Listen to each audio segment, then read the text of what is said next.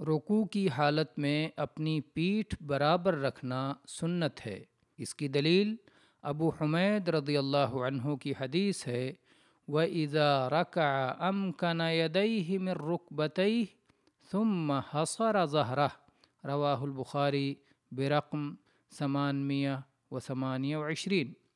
ابو حمید رضی اللہ عنہ صحابہ کی ایک مجلس میں فرماتے ہیں کہ نبی کریم صلی اللہ علیہ وسلم جب رکوع کرتے تو گھٹنوں کو اپنے ہاتھوں سے پوری طرح پکڑ لیتے اور اپنی پیٹھ کو جھکا دیتے۔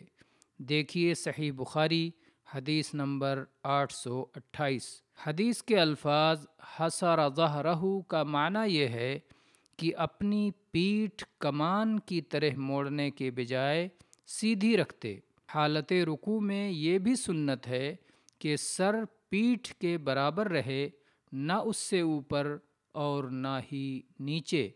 اس کی دلیل عائشہ رضی اللہ عنہا کی وہ حدیث ہے جس میں آپ نبی کریم صلی اللہ علیہ وسلم کے رکوع کی کیفیت بیان کرتے ہوئے فرماتی ہیں، وَكَانَ إِذَا رَكَعَ لَمْ يُشْخِصْ رَأْسَهُ وَلَمْ يُصَوِّبْهُ وَلَكِنْ بَيْنَ ذَلِكَ رواہ مسلم برقم 498۔ عائشہ رضی اللہ عنہا فرماتی ہیں کہ نبی کریم صلی اللہ علیہ وآلہ وسلم جب رکوع کرتے تو اپنا سر نہ پشت سے اونچا کرتے اور نہ اسے نیچے کرتے بلکہ درمیان میں رکھتے۔